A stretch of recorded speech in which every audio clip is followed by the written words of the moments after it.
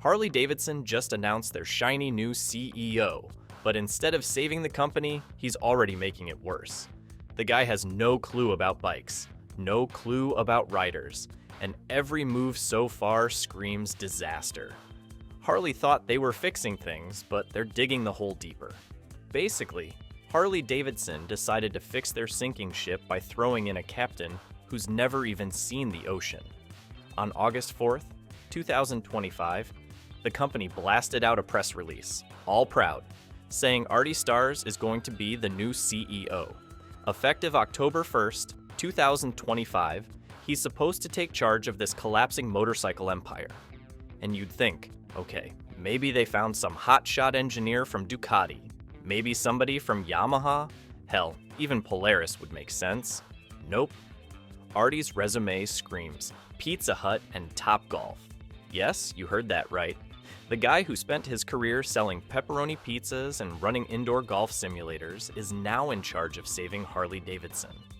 Nothing screams motorcycles quite like pizza delivery and putt-putt golf, right? It's like putting a barista in charge of Boeing and hoping your next flight actually takes off. And it gets even better. Jochen Zeitz, the man who already drove Harley into the ditch, isn't even leaving cleanly. No, he's hanging around as an advisor until February 2026. Imagine the guy who crashed your car insisting on sitting in the passenger seat, giving you directions after the wreck. That's Harley logic right there. Riders are furious, and they should be. Because if you want to send a message that things are changing, you don't let the guy who destroyed the company keep whispering in board meetings for 4 more months. But apparently, Harley thinks that's a genius strategy. And to make this circus even more entertaining, Troy Alstead, the former CFO of Starbucks, is stepping in as chairman. So let me get this straight. The new Harley Leadership Brain Trust is made up of pizza, golf, and lattes, stars from Pizza Hut and Topgolf, Zeitz hanging on for dear life, and Alstead bringing in the Starbucks touch. This isn't a management team. This is a food court. Riders are looking at this lineup and laughing their helmets off. Harley needed authenticity, grit, somebody who actually understands what it means to ride. Instead, they've got executives who probably think Chrome is just another option on a latte machine. Now let's talk about the biggest comedy act Harley's pulled off in years, the financial cash grab that's got Trump foaming at the mouth. On July 30th, 2025, Harley's finance arm, HDFS, signed a 5-year deal with KKR and PIMCO. And here's how they dressed it up. They offloaded over $5 billion in existing loans. On top of that, they promised away 2/3 of all future loan originations for the next 5 years. In exchange, they pocketed a cool $1.25 billion in cash. Sounds like a rescue plan, right? Wrong. Because here's how that $1.25 billion got carved up. $450 million went straight to paying down debt. $500 million went into stock buybacks. You know, Wall Street theater, making the numbers look prettier for investors. And about $300 million got tossed into these so-called growth initiatives. Basically, Harley sold its financial backbone just to buy itself a little breathing room. Critics called it financial cannibalism, and they weren't exaggerating. They literally traded away their future to patch the present. And guess who jumped on this story faster than anyone else? Donald Trump. He saw it for what it was, a desperate pawn shop move, and branded Harley as traitors to American workers. He's been waiting for this moment ever since the tariff battles back in 2018, when Harley shifted overseas production to dodge EU tariffs. So now, with this billion-dollar Wall Street deal, Trump had the perfect opening to hammer Harley again. He promised to crush them, framed them as the poster child of corporate betrayal, and the writer community ate it up. It's like Harley gift-wrapped their failure and handed it to him. But the numbers don't lie, and Harley's freefall is almost comical at this point. Take Q1 of 2025. Shipments dropped 33%. retail sales collapsed 21%. That's not a stumble, that's falling face first off the bike. And when a company yanks its full year guidance, that's basically code for we have no clue where this is going. Imagine a pilot coming on the intercom mid-flight and saying, "We're pulling guidance on whether we'll land." That's Harley right now. The stock market has been just as brutal. Back in 2014, Harley stock sat at $72 a share. By 2019, it had already crashed down to $35. And now in 2025, it's barely hanging in the low 20s. That's a 51% collapse in just 2 years. And in one single month, the stock dropped 22%. That chart doesn't look like a business. It looks like a ski slope straight down. Investors are choking on their morning coffee, watching half their money vanish. The long-term story isn't any prettier. Between 2006 and 2019, US sales cratered by 40%. Harley went from selling 260,000 bikes annually to barely 160,000.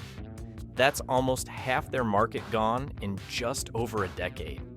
And instead of fixing the pipeline of new customers, Harley ignored it. The average Harley rider is now over 50 years old. 50. Their future isn't rebels tearing up the highway, it's retirees polishing their bikes in the garage. The very demographic that built Harley's cool factor has aged out, and the company has done absolutely nothing to pull in younger blood.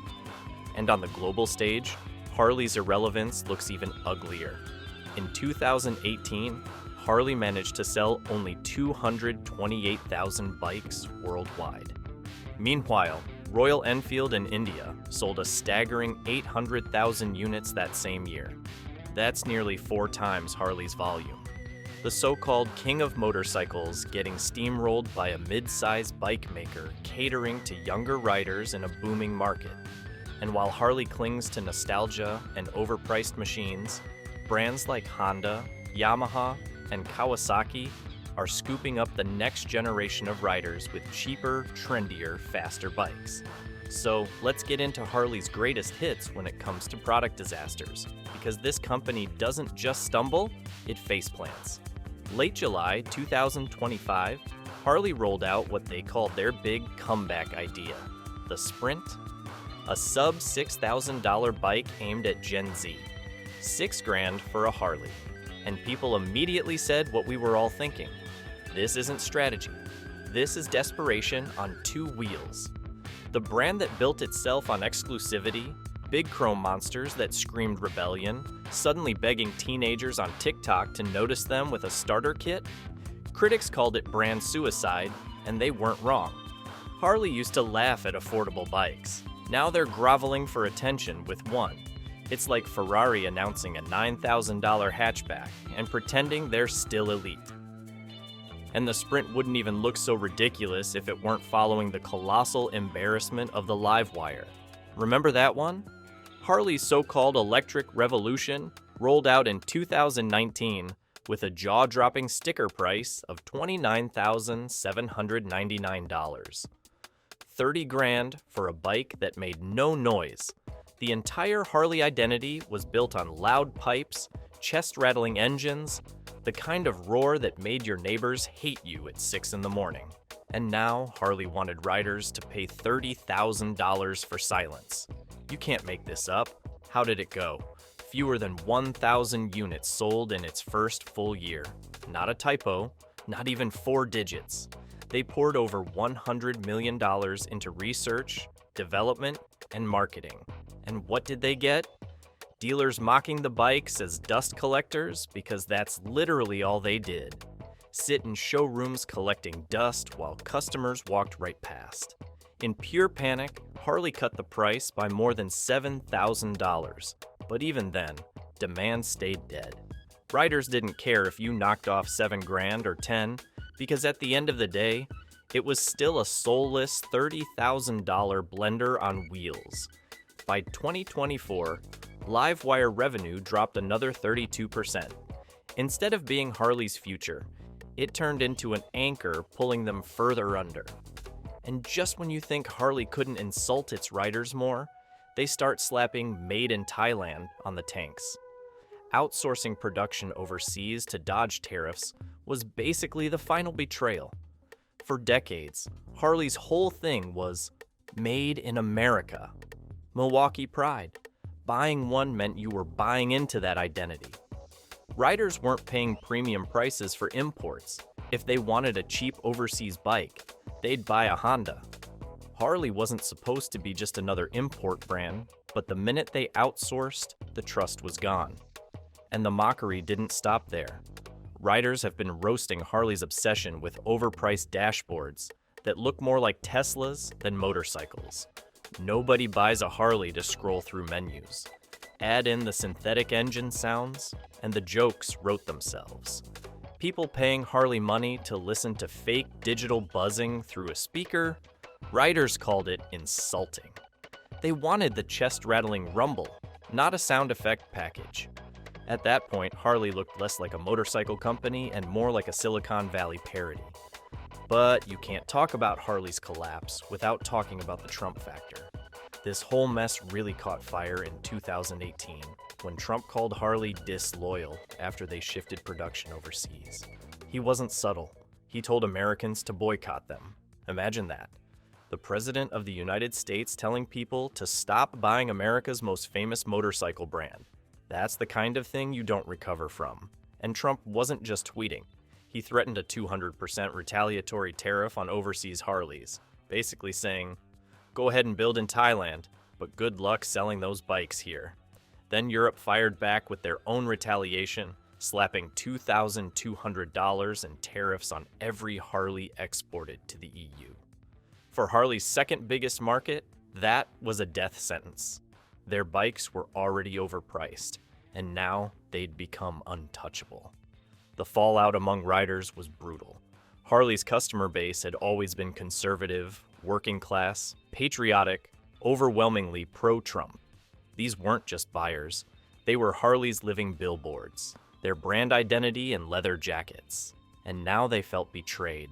Some flat out ditched Harley, calling them traitors and swearing they'd never buy again. Others tried to make excuses, saying Harley had no choice. But the unity was gone. Biker rallies turned into shouting matches, not about bikes, but about Trump's tweets. A brand that was built on loyalty had accidentally started a civil war inside its own community. And guess who swooped in to pick up the pieces? Indian Motorcycle. Owned by Polaris, they leaned hard into their Made in America branding. While Harley was getting roasted, Indian quietly told riders, "We're the real American motorcycle." And it worked. In 2019, Indian sales surged 16% while Harley cratered. After decades of Harley crushing Indian, Polaris brought it roaring back, stealing the credibility Harley had lost.